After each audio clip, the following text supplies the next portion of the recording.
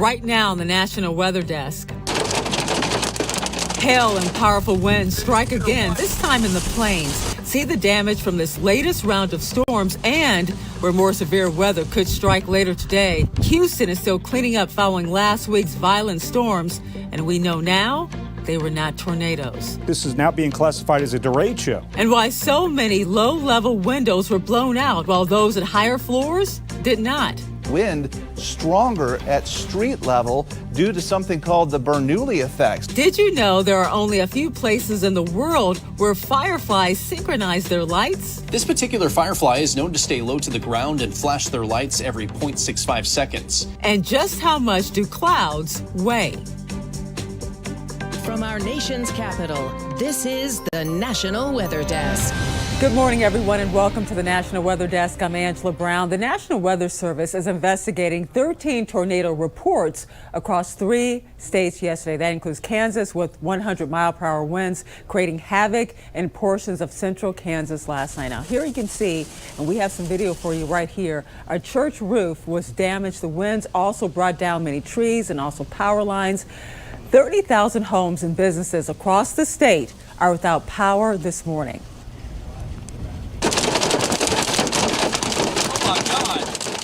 And you just heard it. Listen to that hail as it fell on I-70 in Kansas. Some of it the size of baseballs. That's big enough to break windshields, which happened to our storm chaser, Brett Adair. Visibility there basically reduced to zero. The threat for severe thunderstorms continues tonight. The area with the greatest risk is in western Nebraska and also part of Colorado. 16 million people live in the area shaded in yellow, which has only a slightly lower risk. That includes Chicago, Milwaukee, Omaha. Many of those same cities will be under threat again tomorrow, so of course stay weather aware. Now, earlier in the weekend, multiple storms in Louisiana produced intense lightning. You're looking at right here along the I-10 corridor. This video has been slowed down so you can see just how big these lightning bolts were. These storms struck just a day after tornadoes touched down in the state as well.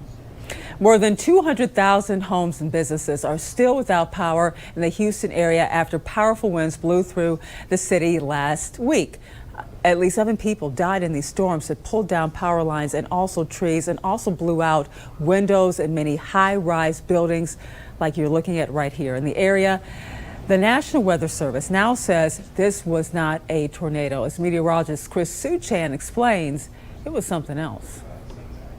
This is now being classified as a derecho, a wind event that goes for about 240 miles with winds of 60 or higher from Texas all the way across Louisiana. Now, as this line was coming into Houston, right in here, embedded in the line, was a supercell thunderstorm with a rotating updraft. It produced an EF1 tornado in Cypress with winds of 110 miles an hour.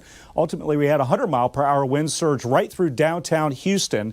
That was the signature on radar velocity data. You can see that we were picking up on wind over 100 miles per hour, but that was up about 1,500 or so feet above downtown Houston with the radar beam. So this was the breakdown of that rotating updraft, the supercell. Air flows in. It is rotating. Meantime, you get a mid-level jet of air 15 to 20,000 feet up that wraps around that mesocyclone, and you get a rear flank downdraft of wind, a punch of wind that descends at the back of the supercell storm, hits the ground, and bulldozes out. That was the reason why we saw wild winds, damage that very much similar to Hurricane Ike from 2008, and unfortunately also the loss of life in the Houston area. And so we now know that a derecho was the type of storm that devastated the Houston area, but a principle of physics was also at work, which caused some windows to shatter in downtown buildings, while some other ones just remained intact. Meteorologist Brian Schauder explains. And notice the glass buildings here, a lot of the windows broken out down low. The tallest towers have windows still intact at the top. So what's going on here? Well, the wind stronger at street level due to something called the Bernoulli effect. So here's the wind of the storm, and as it gets to the buildings, the wind has to squeeze in between the buildings, just like if you had a water hose and your thumb over the end of the water hose, the water speeds up. That is the same thing happening with the wind in downtown Houston, blowing out building windows lower, leaving the tops of the buildings less exposed. And now we turn to the Ohio Valley, where it's been an unusually soggy month. Meteorologist Doug Harlow looks at the numbers. The month of May is typically a wet one for the Ohio Valley, but this year is particularly soggy. Through 17 days this month, so just a little bit more than half, 11 days on average across much of the Ohio Valley have featured measurable rainfall. Some places maybe have had an extra day, maybe a few have had one less day, but on average about 11. So 65% of the days have featured rain. Compare that to the last 3 years in May, we were seeing more like 10 to 12 for the entire month. So that's about a third. This year we're tending to see about 2/3 to as much as 3/4 of the month of May featuring wet weather. And that trend likely will last through the end of the month, including the Memorial Day weekend too. On the corner, meteorologist Mitchell Combs previews how it might look in western Montana based on their water numbers. As fire season approaches, I wanted to take a look at what we could see here in western Montana. Now, as for those wildfire conditions, we need wind, low humidity, and dry vegetation. And I wanted to focus in on this dry vegetation and look at our water year so far. In general, across western Montana, we see about 6 to 9.5 inches of rain or snow total precipitation. Well, as for Missoula, we're about an inch behind where we should be for this time of the year. Kalispell is our best performing area with about 1/10 of an inch behind average as we look to today. And as we move into southwest Montana, conditions aren't that good right now. Bozeman's still about an inch behind average for the water year. Butte, over 4.5 inches behind on overall precipitation. And unfortunately, that's leading to widespread moderate to extreme drought for all of western Montana as of the latest drought monitor update. And the news isn't good from there. Over the next few months, we're likely looking at below average precipitation as well as above average temperatures. And putting all of these together, this could mean a busier than average fire season for western Montana, but truly only time will tell. And another weather pattern that is common this time of the year is called an onshore flow. Portland, Oregon meteorologist Rhonda Shelby explains what it is. A time lapse taken over Portland, Oregon this week shows a familiar weather pattern in May, the onshore flow. On the west coast, an onshore flow is a prevailing low-level wind flow pattern moving from west to east, originating from above the ocean. The air mass is cooler and contains more moisture. Our mornings start out with clouds, but if no storm systems are moving through, higher pressure develops on land and sunshine returns by afternoon. Computer weather models show that the rest of May is looking just like this, a mix of clouds and sun, cooler, and occasional rain.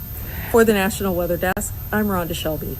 And when the summer heats up, Texans look for places to stay cool. One popular place is New Braunfels near San Antonio, where Two Rivers provides some relief from all of that heat. But with the ongoing drought, what can visitors expect this summer? Ethan Trejo explains. The city recently received critical acclaim from Forbes magazine, being named as one of the top 15 cities in the country to visit. We were also recently voted Destination of the Year by Texas Travel, and that is a huge honor for a city like ours. With the recent drought dropping water levels from the river, we asked residents and businesses if they felt a growing concern that the lack of water would drive down the amount of visitors to the city. I don't think so. Other areas, Canyon Lake, maybe with the docks not being open, are going to suffer more. They say they're prepared for business to resume as normal. I actually expect it to increase with the summer because Schlitterbahn opens and, New Braunfels has plenty of visitors coming. I mean, it's one of the top growth cities. We'll depend on Mother Nature a little bit to give us a little bit more water. The good news here on the Comal River is it's spring fed. So any kind of water in the aquifer itself, it absolutely helps us immediately from that perspective. No matter what the weather conditions are, and we expect that to continue. And a big day for spaceflight on Sunday. The Jeff Bezos-backed Blue Origin rocket company sent a crew to the edge of space nearly 2 years after a failed mission, uncrewed, test flight, grounded operations. Now, this was Blue Origin's 7th human flight, and it made history. Ed Dwight, America's first black astronaut candidate back in 1963, was among those on board. Now 90 years old. He's the oldest person ever in space. And coming up on the National Weather Desk, we'll head to northern Michigan to check in on this year's asparagus crop. Oh, okay.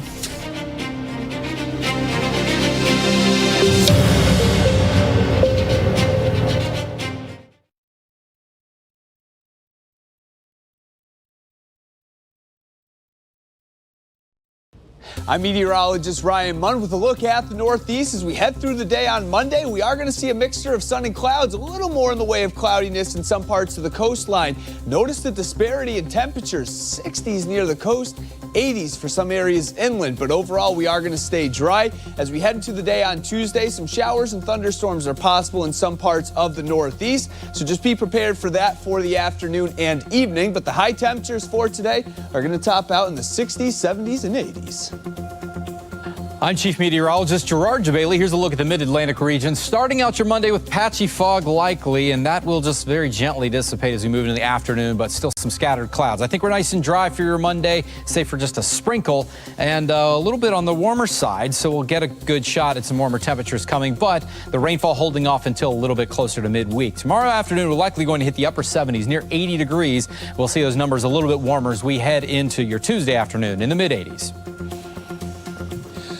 I'm meteorologist Vitas Reed. Here's a look at your southeast forecast highs for the day. Looking at 81 in Raleigh, 81 in Charleston, 83 Atlanta, Tupelo right around 81 degrees, 81 in Mobile. Still hot down in Florida. We're looking at Tampa about 92 degrees. Mostly clear skies across the southeast along the I-95 corridor. Looking at temperatures kind of warm. Atlanta should see mostly sunny skies, maybe a little pop-up shower. South Florida might get a few convective cells popping up, but most areas are seeing dry and sunny conditions.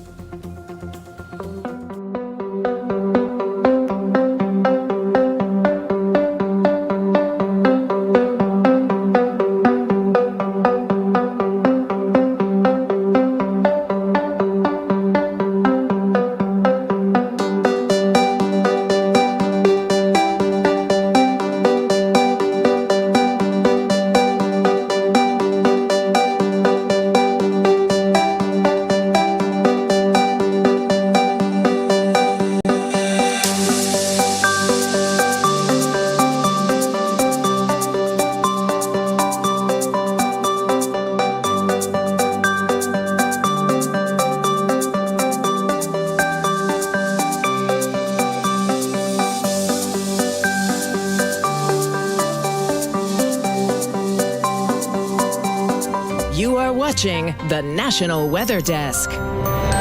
Well, May is National Asparagus Month, and it's being picked at farms across the state of Michigan. Meteorologist Trevor Robideau reports on the quality of this year's crop.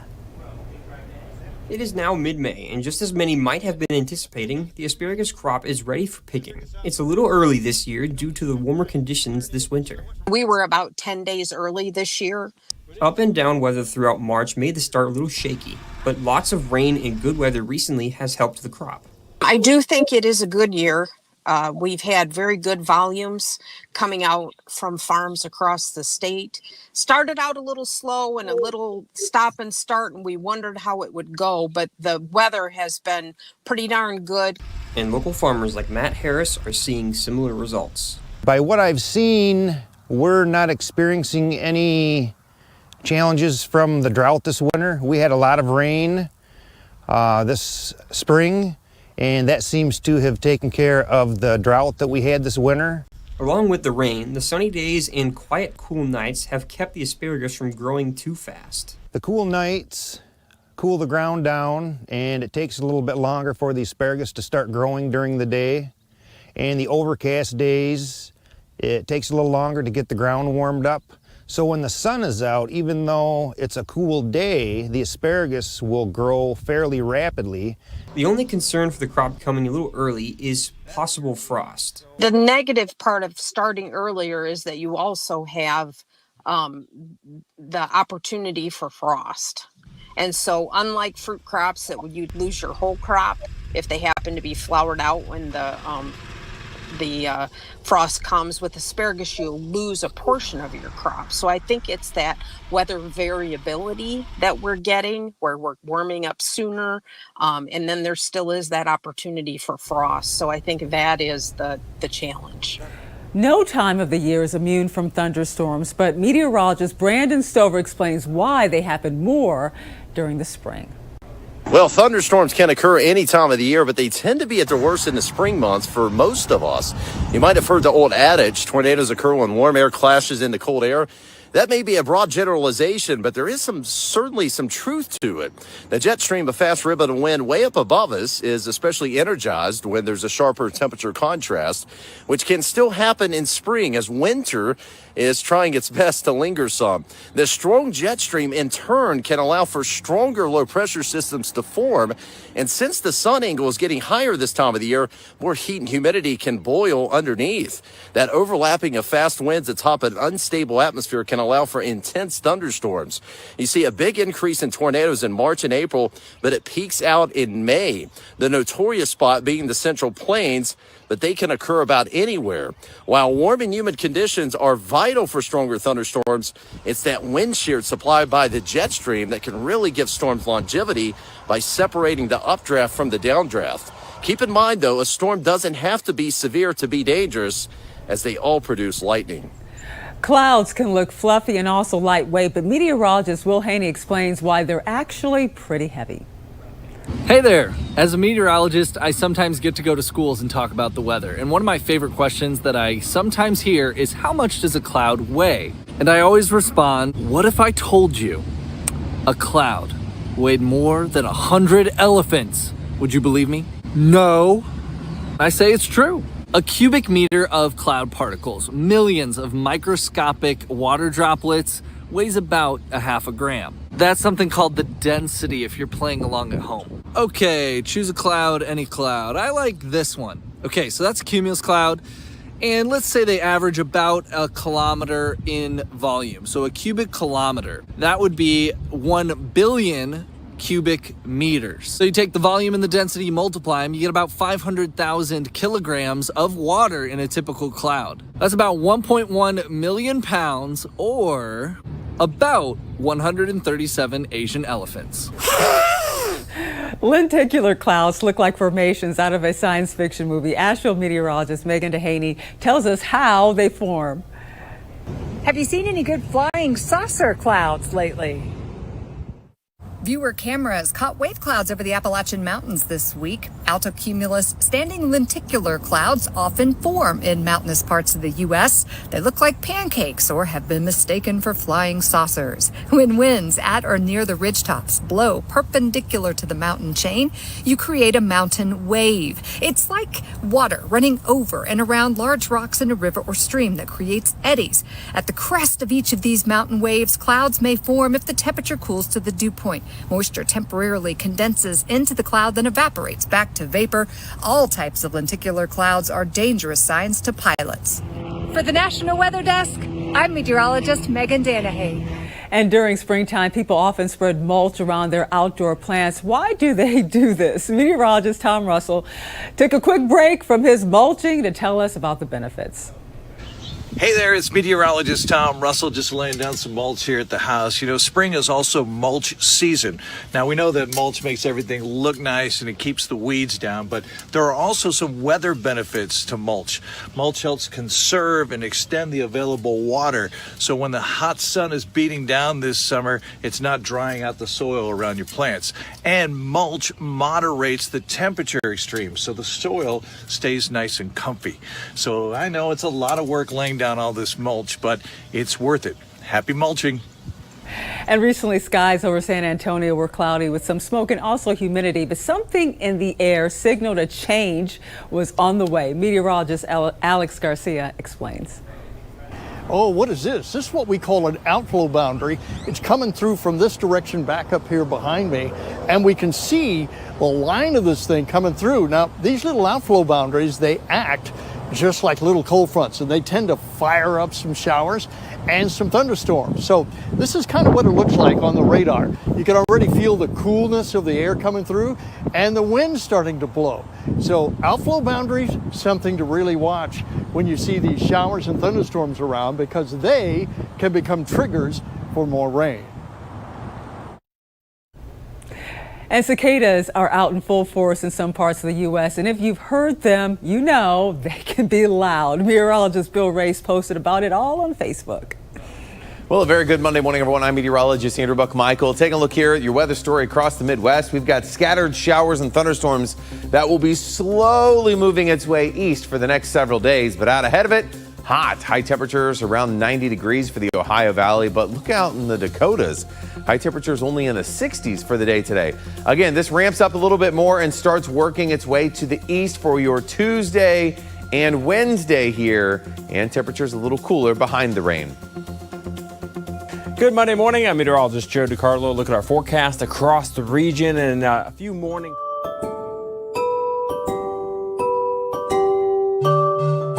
We're going to head to a break, but first we're going to take flight over Cincinnati's Nature Center.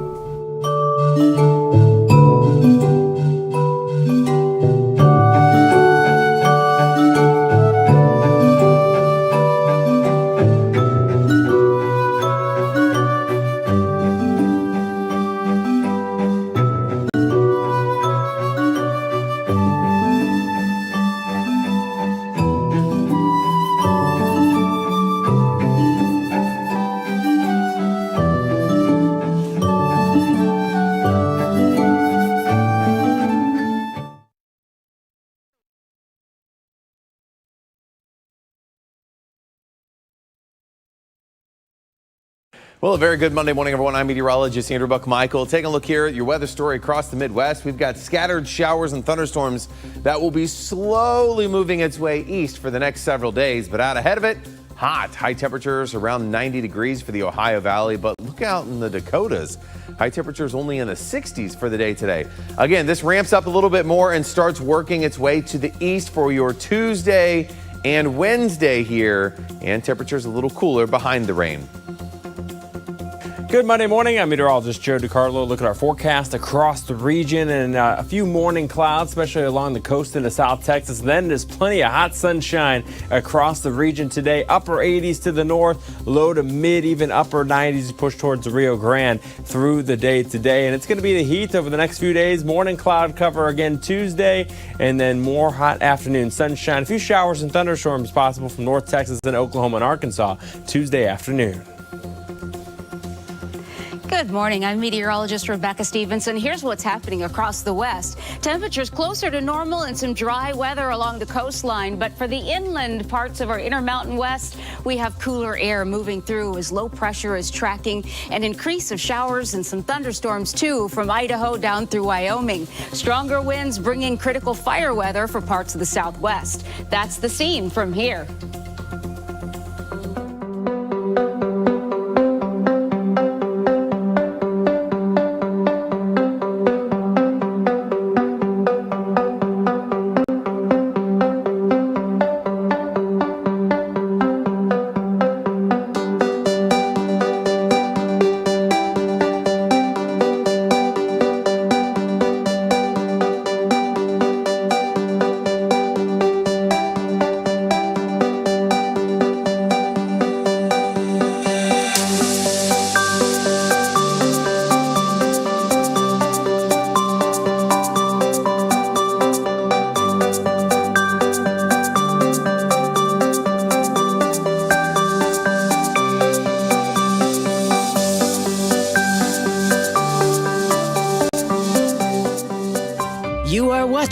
The National Weather Desk. U.S. national parks contain many wonders of nature, from impressive rock formations to geysers in South Carolina. The natural wonder this time of year, fireflies. Columbia meteorologist Taylor Knost explains.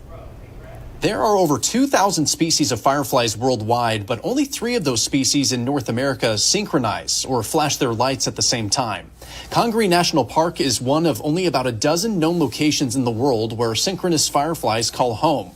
The Photurus frontalis species at Congaree engage in their annual mating ritual for just 2 weeks every year in mid to late May.